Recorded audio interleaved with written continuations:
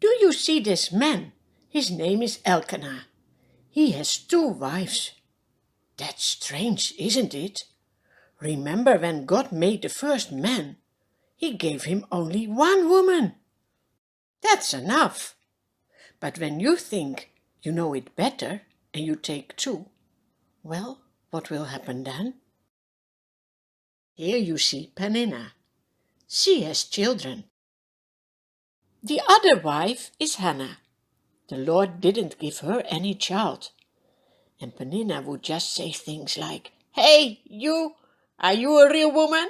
You even don't have any child? Ah!" It made Hannah cry time after time. Do you see? Having 2 wives gives jealousy and problems.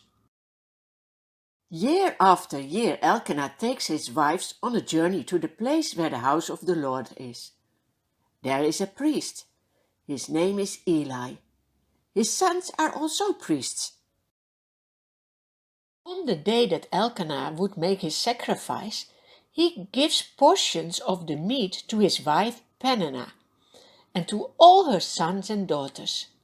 But to Hannah he gives a double portion because he loves her.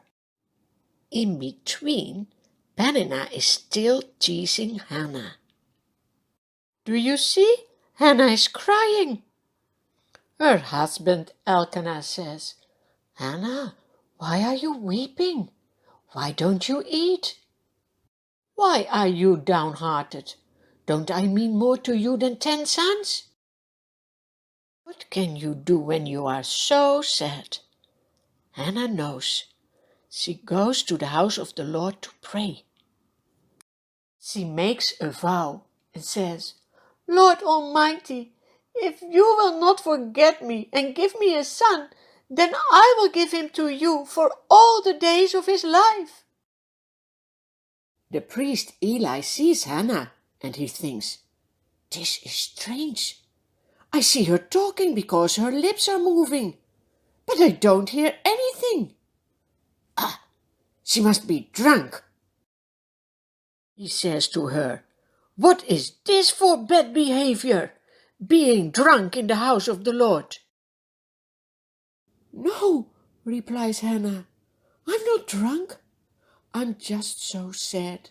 I was pouring out my soul to the Lord." Do you know what that means? To pour out your heart. It's like pouring out a glass of water. Everything will come out. That's what the Lord wants us to do to Him, that we share with Him whatever troubles us. Then Eli answers, "Go in peace. God will give you what you have asked of Him." No tears for Hannah anymore. The next morning they go back home. And not long after this day, Hannah realizes that she is pregnant, and she gets a son. She names him Samuel. That means, "I asked him from the Lord." The next time when Elkanah and his family go to the house of the Lord, Hannah stays home. She says, "After the boy is weaned, I will go again and give him to the Lord."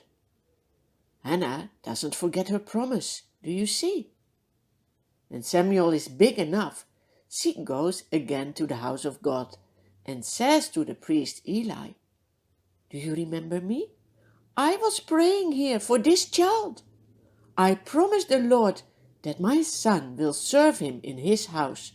So here he is." From then onwards, Samuel helps the priest Eli every day in the house of the Lord. Do you see that you are never too young to serve the Lord?